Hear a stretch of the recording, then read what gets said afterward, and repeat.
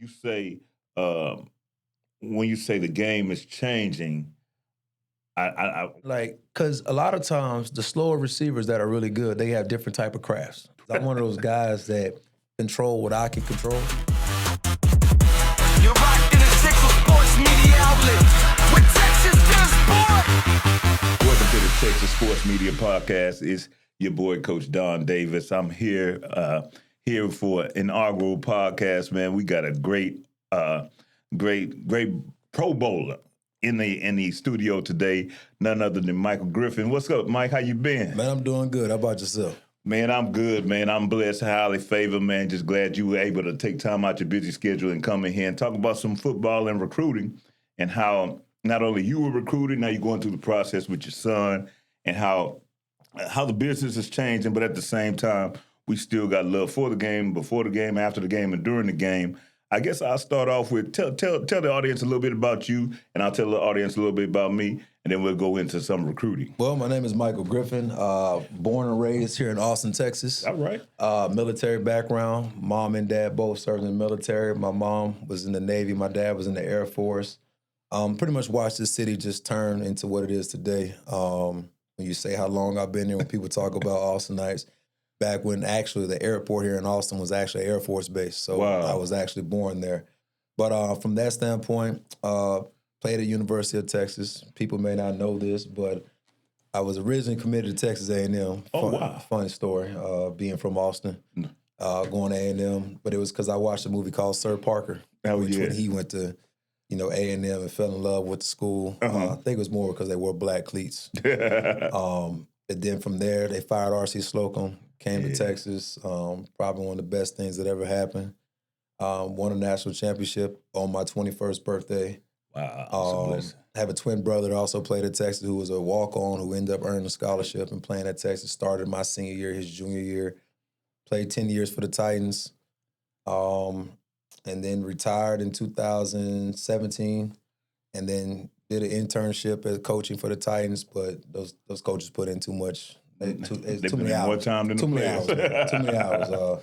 I think some things playing the game comes a lot quicker for a player than a but coach. some of those coaches, if you ain't played it, they trying to figure out the X's and O's on boards and stuff. And I'm sitting there falling asleep. I couldn't do it anymore. So from there, me and two of my good friends, Brian Henson, Brian Arakpo, we opened up Gigi's Cupcakes. We're starting in Nashville. We brought it here to Austin and got a lot of real estate properties and stuff and did a lot of those things while I was playing in my career and 3 kids and a wife, and that's pretty much, that's my life story, and that's continued to go on right now as we're speaking. And that's good, man. It's ironic how we have a lot in common as far as it's San Antonio. My wife was in the Air Force. My son was born at Wilford Hall. Okay. And I played ball in San Antonio. I played with Priest, and that's my UT connection with Priest Holmes.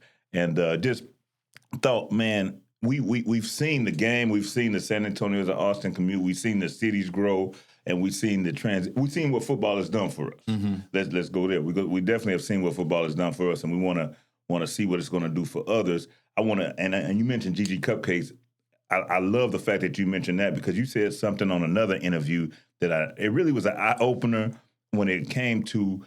You said if you owned a $1 billion corporation, you're always going to see how you can increase your bottom lines, how you can get more out of the players for less. Correct. I think that has now transitioned into recruiting, coaching, and the NFL, from high school to college to the NFL, because now college players are getting paid. Mm-hmm. So now on the recruiting aspect, I feel like they're trying to milk the dollar. I feel like if I can get a 5-star for a 3-star price, if I can get a 3-star for a 2-star price. And then we had one coach say the other day, he doesn't feel like he can keep his job if he's going to recruit a bunch of 18-year-olds. And I kind of see where he's coming from on that. Mm-hmm. How do you feel like you have an NFL experience? How do you feel like that has transitioned down to the lower levels? I mean, you're starting to see right now, especially the big programs, the Power 4 programs, P4 programs, they have pretty much a recruiting department. Correct. Which is a lot different from back when we were playing. Yes. You had the coaches had to literally, I guess, that Friday night, Thursday night. They had that last practice, and next thing you know, they're on the road going to go watch high school football games and and documenting who they like and things of that nature. I also find that back in the day, you try to recruit your homegrown homegrown kids. Correct. I feel like with that process, you especially you go to University of Texas, I think is when you say, hey, this is Texas, a lot of those young men back in the day, which you can attest to, was everybody was from Texas. Correct. And everybody wanted to play for the school of Texas. I think now it's a lot different when you look at college football because of the business aspect of it, where can I make money and things of that nature. I think you lose that core value of, if I needed to graduate or if I meet friends and things along the process and you grow those type of partnerships and business relationships like I did with two of my former teammates, I think those are the type of things you kind of lose because at a young age, and I think the mind is not fully developed and matured, you're chasing the dollar. And a lot of times I will say this, and maybe we don't want to actually talk about these type of things, but a lot of times these young kids that are playing this game of football come from less fortunate backgrounds. So at an early age, when it comes to mom working maybe one or two jobs or, brothers, sisters may need a little bit of help or whatever, I'm chasing that dollar to help family rather than seeing what I could do for my life. I'm trying to help others at an early age. And you're expecting these young men to become adults and become caregivers at a very early age. So I think if you talk about it more in context, I think even with this business thing going in place, you kind of got to have like an HR department. What I mean by that is you got to put somebody in place that understands how the dollar works, and you got to be able to educate these young men, and at the same time be able to help them to navigate how to operate and work with this type of large money at a very early age at a young time. And I think I'm gonna surprise you. I did some research. Do you know what your NIL value would have been? Coming out of high school. I have. The thing is, like, people talk about, like, how much would you make? I'm like, dude, I really don't know because I'm one of those guys that control what I can control. Yes. And that's something I can't control. But I would suggest, I see all the things that Michael Taft got being a local guy. Yes. And winning a national championship and being from the city of Austin, I can only, again, I don't know. Because, I always say it like this, when you're from Lake Travis, you're pretty much well known in the Lake Travis area. Yes. When you're from Westlake, you're known in the Westlake area because a lot of those kids don't leave that bubble. Particular bubble. But for me, I mean, I grew up good friends like Chris Houston, Skip, named Daniel Thomas, who went to LBJ. Chris Houston went to Reagan. Paul Darby, whose father also was a coach over at Reagan High School.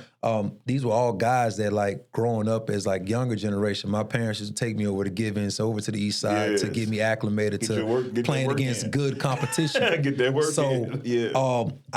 Growing up, I got to meet a lot of people, and it wasn't necessarily based off people that I grew up with in my neighborhood, but more because of playing sports and playing soccer, playing baseball, playing football, playing basketball.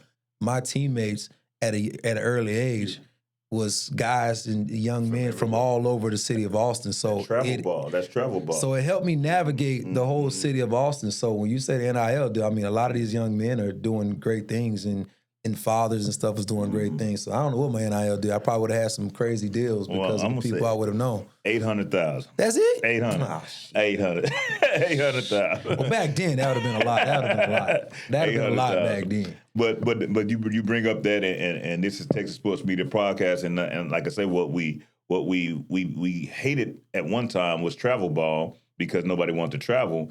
But I saw the importance of travel ball actually through track. I never forget. We had a track team out in San Antonio, and we were number one in the region, number one this, number one that, number one this.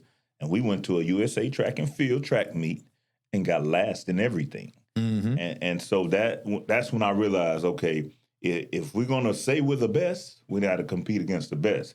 And so I think that has trickled down not only from the NFL all the way down to high school, to junior high, to youth sports. The best want to compete against the best. With that being said, you have to have somebody from every demographic, every neighborhood, because, like I said, you could be fast. You could be Lake Travis fast, or you could be LBJ fast. Correct. Two totally different fast. But you also mentioned something about guarding a slower receiver versus a faster receiver on one of your podcasts. That when you did 7-on-7 at your high school and you got your offers. Break that down, how you saw the pros and cons of playing against different types of receivers. So, you got to understand, like, because a lot of times the slower receivers that are really good, they have different type of crafts. Correct. They understand body position. They understand how to get open. They understand how to leverage different things. They just understand that craft. You play in the National Football League. There's a question right now. We don't know how fast Puka really is. Yes. We don't know, but we know the contested catches and things in that nature. He's going to do a lot of great. And when it comes to the kid that just won the that's from Rockwall. I don't want to say his name. And Nick Jib. Yeah, you go. The thing which I didn't. Yeah. But again, a lot of his balls, you don't really see them. It's going vertical. It's him making moves and doing things across. Correct. Averaging 8 to 10 catches a game and things of that nature. But then back in the day, you got a guy like Deshaun Jackson who may not clock a crazy 40, but he was a guy that when you see him, you might want to back up just a little bit. Because I'm telling you, he's going to carry and gain speed very quickly. Yeah. And so those type of guys, whether they had a lot of twitch or whether it was, hey, you get your hands on him, he get going, and it's like, all right, you better just take off. Don't even look back for the ball. You just realize how you type of play those guys. Like the real fast guys, those are like the guys that you just don't turn and look for the ball. You just run with them. It's funny you mentioned that. When you say that, ironically, I know two receivers you just described, and they are both going to Oregon. It's Decory Moore. Decory Moore, very, very shifty guy, make a lot of things happen, can do a lot of things in space. Very talented kid, which I'm mad Texas didn't get him. Yeah. Jalen Lott is another one like that. So that's what I'm saying. For Texas. So what I'm saying is you got those type of guys like, okay, right now, I tell you got a kid right now, Bishop, that's coming to Texas right now. Okay. So he went to Willis. Okay. And I remember watching him play in a 7-on-7 game. Lagway. Yeah. And so I'm watching him play, and it's like he's a guy that he's 0 to 60 right now. Correct. 0 to 60. Yeah. But he's a guy that you just, give him the ball, things are going to happen. Exactly. And Xavier Worthy, he's another guy. Yes. Hey, you might want to back up. Chiefs. Or if you're going to press him, if you're a free safety, you might want to lean that way just a little bit. Yeah. Just know. But if you got a guy that's not really fast, real shifty, a guy like Hines Ward or whatever, you just realize like he's going to make all the contested catches. He knows how to put his body. Larry Fitzgerald did the same thing later on in his career. Correct. Reggie Wayne did a lot later on in the career. Yeah. They learn how to run their routes. They learn how to get in, to line up in different positions, to make things look a certain way and give you something different. Because now it's a chess game. So they are the guys that know how to play chess with you. Yes. Then you got the guys that are really fast, that, which I say sometimes people will rely more on athletic ability. So when you're giving that guy given speed, you still got to get back in the lab and learn how to, whether either getting all the line, sell that goal to make it look like something else or whatever. I think a guy that's going to probably need to start working, Tyreek Hill. Yeah. For so long, you got away from being the fastest guy. Now you're coming back off that knee injury. And now you got to play ball. Yeah. But I think you could still be a great asset to a team. It's just going to be, how do you work it now in small spaces, being a guy, maybe a slot guy, the number 2 rather than number 1. And I think that's something he's going to have to look as he's coming through this rehab. How do you... I think Stephon Diggs did a phenomenal job this year playing that type of role. Yeah. You had Booty on the other side who could take the top off the defense, but I had Stephon Diggs causing chaos right there in the middle of the field. I tell you what, I coached a little kid. I say little kid, he's a grown man. Now he just got his extension at Jacksonville Jaguars, a kid named Parker Washington. Okay. Yeah, Parker, you just described to the T. Parker almost ran a route like a basketball player trying to get open. You know, when a basketball player, when they start running the offense just to run down the clock, Parker would get up on you, and then all of a sudden you think he's not open, but he's open. Yeah. You know what I mean? So he played for Penn State. He was a hell of a kid coming out of college, and now he just renewed his contract at Jacksonville Jaguars, Parker Washington.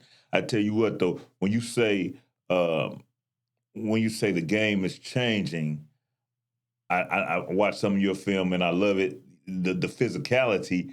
How do you feel where the game is going as far as how physical they're, and you mentioned that, okay, I have to play within the rules of the organization because they're hiring everybody.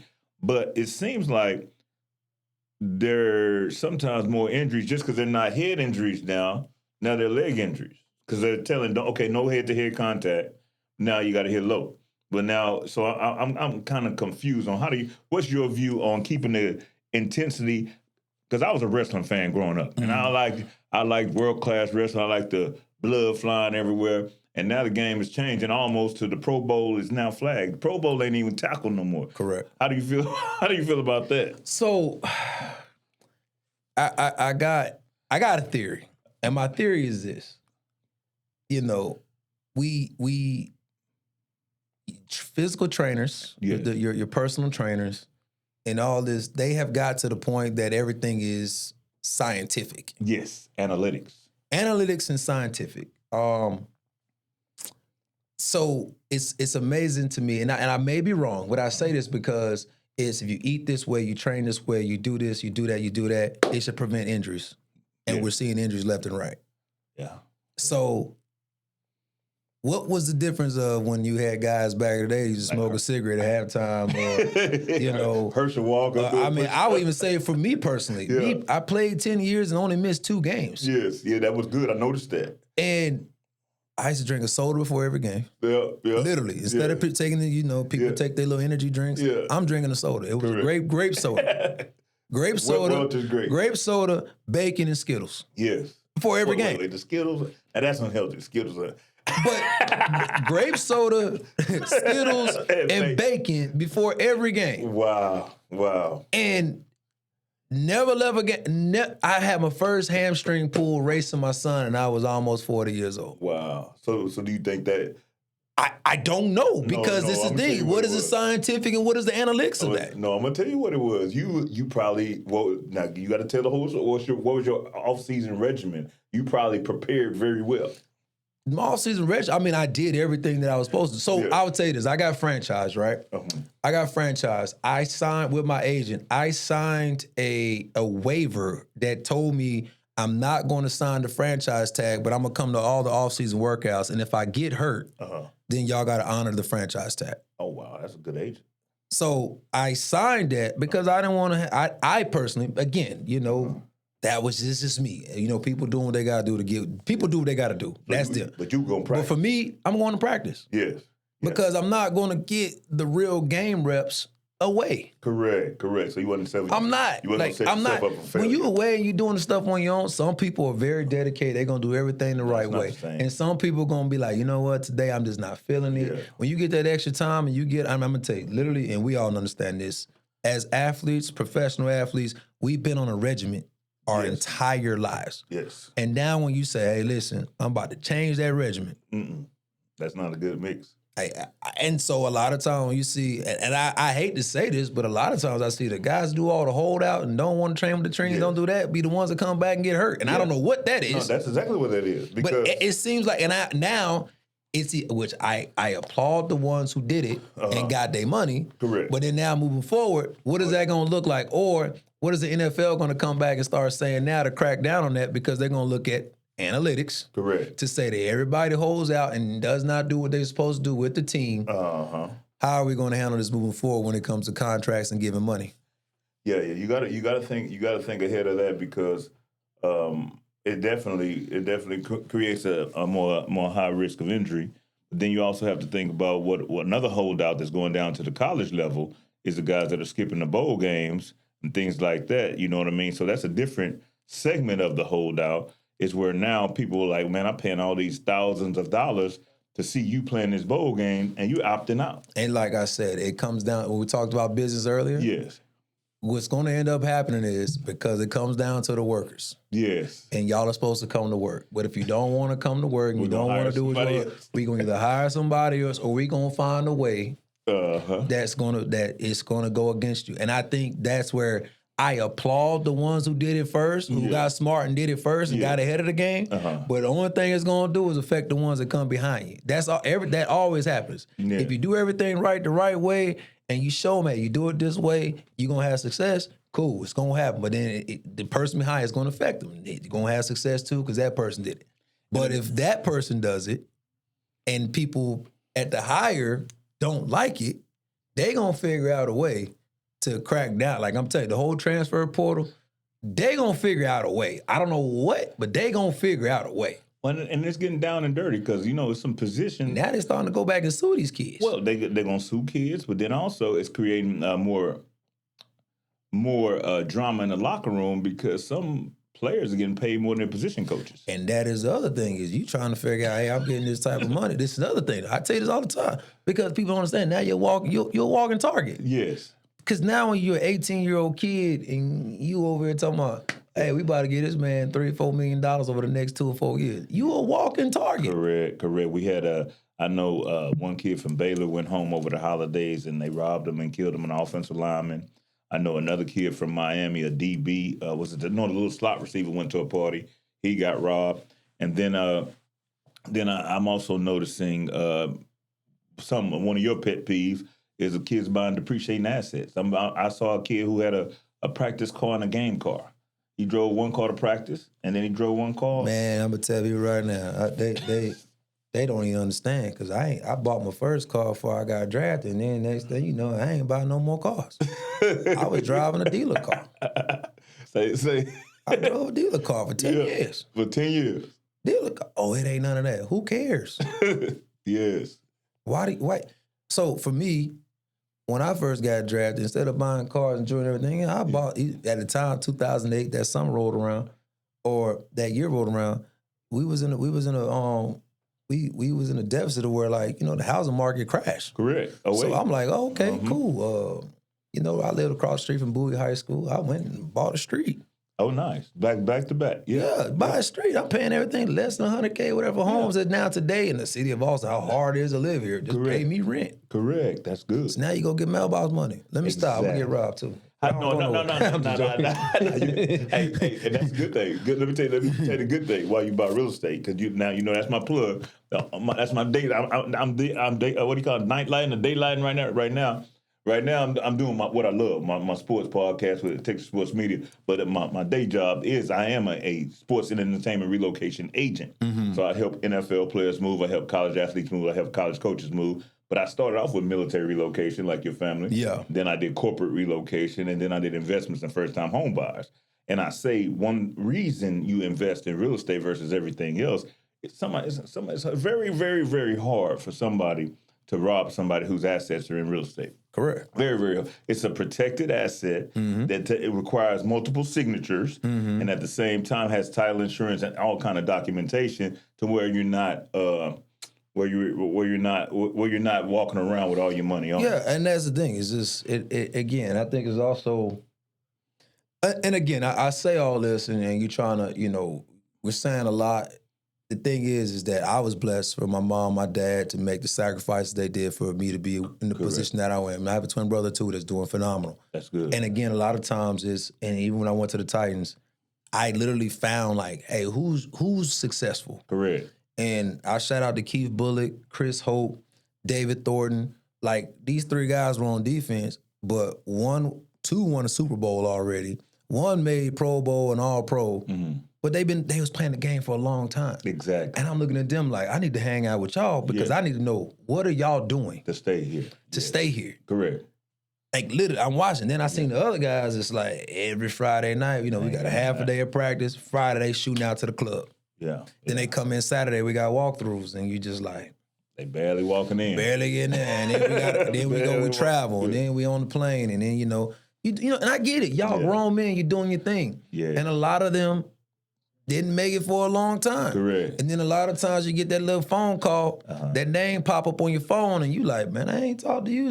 Yeah. Where you coming from? What you want? And how you get this number? And you come back with, man, listen, things hard, and I made some bad choices and all that. Yeah. I saw you make the bad choices. Correct. And you was the one that was laughing at me for not making the same choices with you. And now you want me to fix it. And now you want me to, I'll pay you back. Nah, I can't. I ain't gonna give you nothing that I can't do without. Yeah. But I'll drop some wisdom on you so you don't get yourself in that situation. I tell them a lot of times, you're a grown man. Yes. What kind of grown man are you to go run to another grown man for something? Exactly.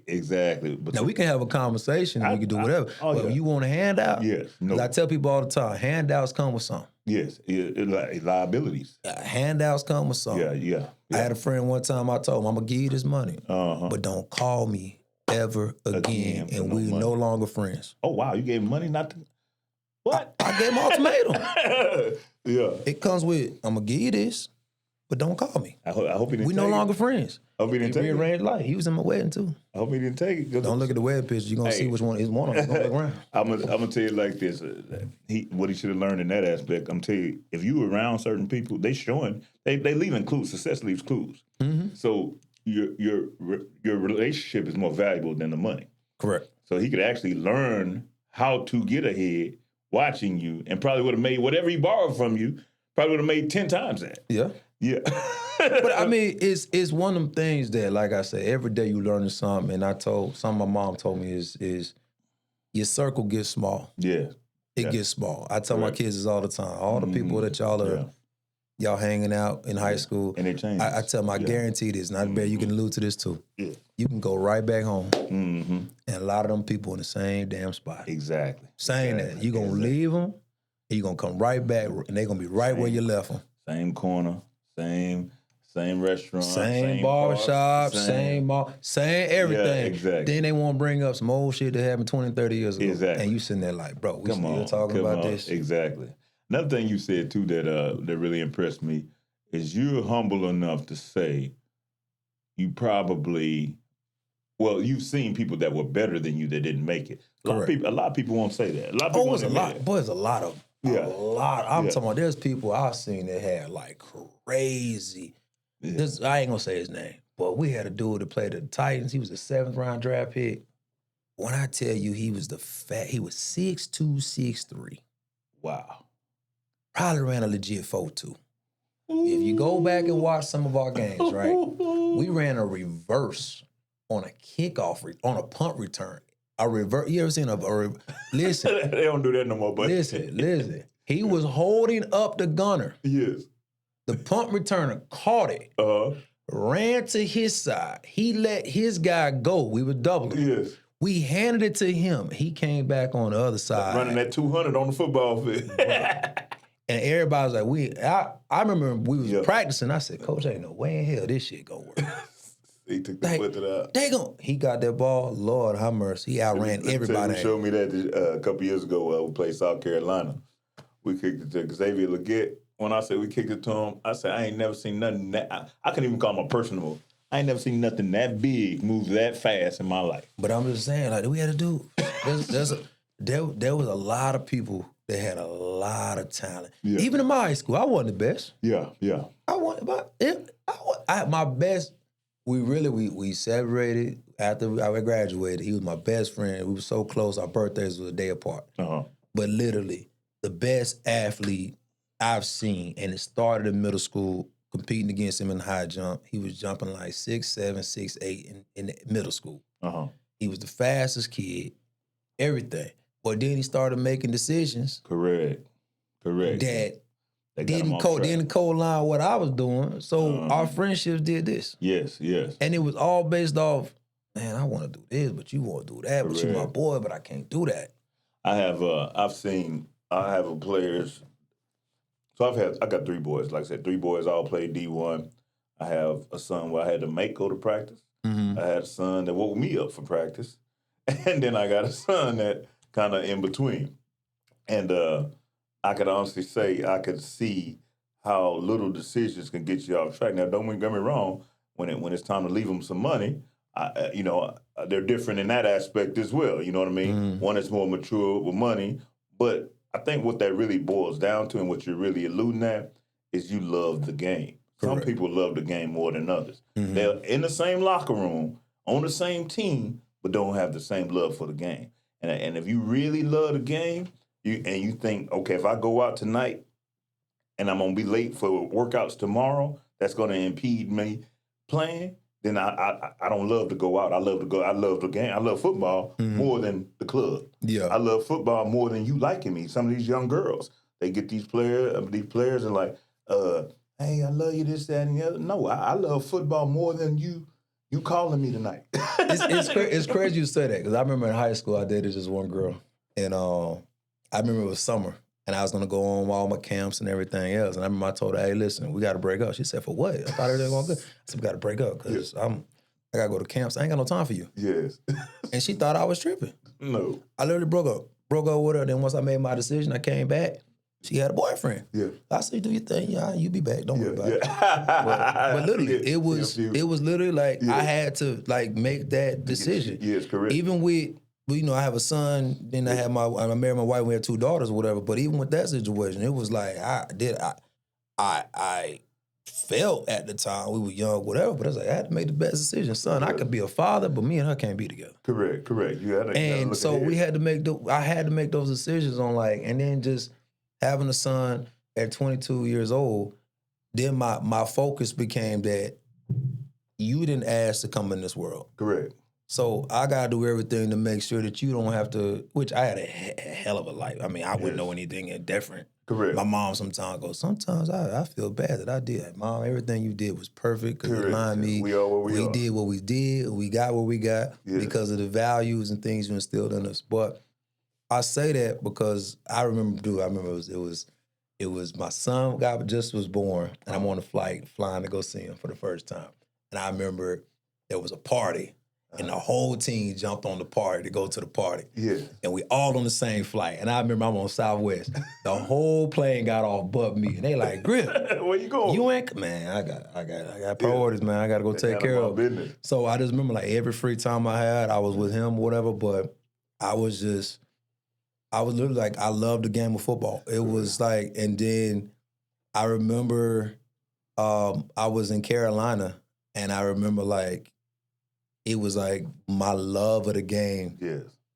Like I love watching everything, but like my love to play and be a part of it was different. Wasn't there no more. So, okay. So I remember at that moment when I realized I couldn't get up every day to go work out. I couldn't get up every day to give it my all. I couldn't when my mind wasn't into it no more. That's when I was like, I got to give it up. I can't cheat the game. You can't lie. You can't. I did that. So I played, like I was telling you, I played with Austin Rattlers, and then and like I said, I played with Priest in high school. Now I did get beat out by one fool back then named Carlos Reyes, and Carlos was a dog. But when I got to the Rattlers and I started seeing people go pro that I knew weren't as good as me, I shut it down for about 5 years. I don't even think I've watched football. So I seen where that love can disappear. And then it started coming back when my sons loved the game. And then I think what really lit a fire under me is when people assume, and I know you probably got this question before, is your son playing football because you played or because he wants to play? One thing they don't realize about previous athletes is we make sure that they love the game because we know the dangers of playing if you don't love it. So at what point did you know, okay, this boy can play, he's not playing because his daddy played, he loves the game? As far as your son? My son never played football. He played flag, I signed him up for whatever, but he never wanted to play tackle football. He never wanted to do it. And I remember right after I retired, and I remember he came to me and was like, Dad, can I play tackle football? And I'm like, wait, what?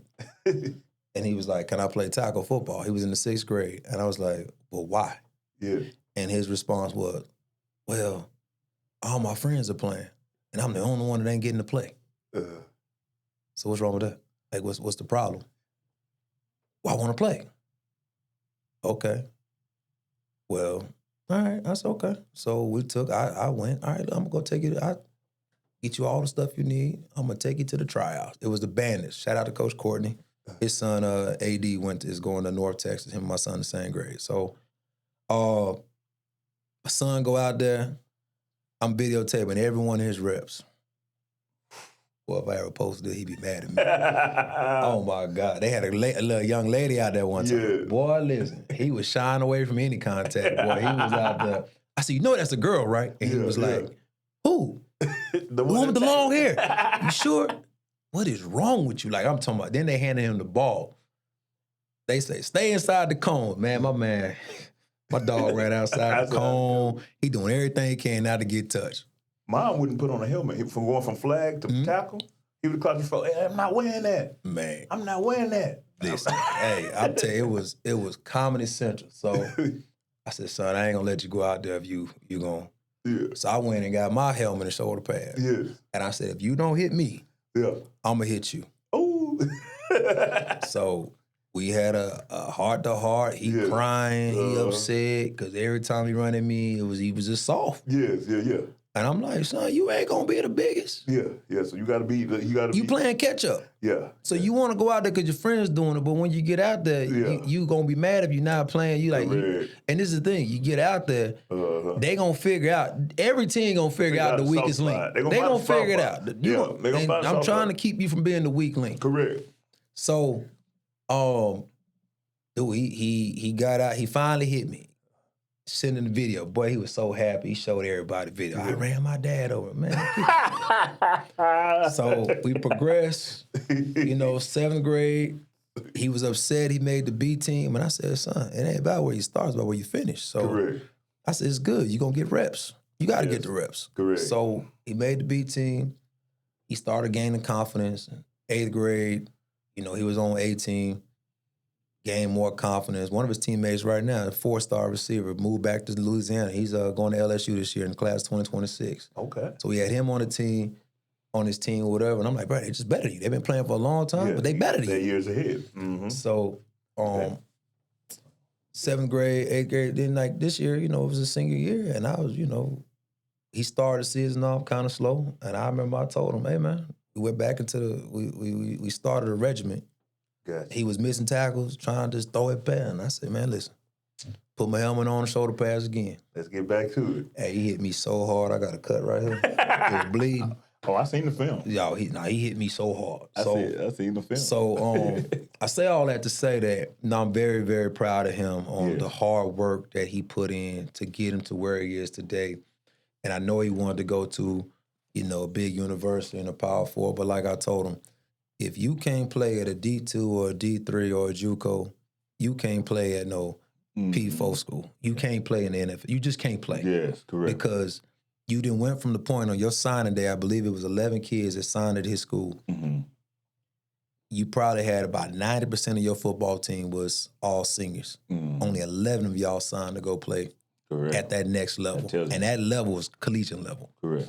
And if you can't, that window of all that group of players that's play football, it's going to keep shrinking and shrinking and shrinking. So I say all that, and I tell them all the time, give it all you got. If you love the game, you're going to do everything it takes.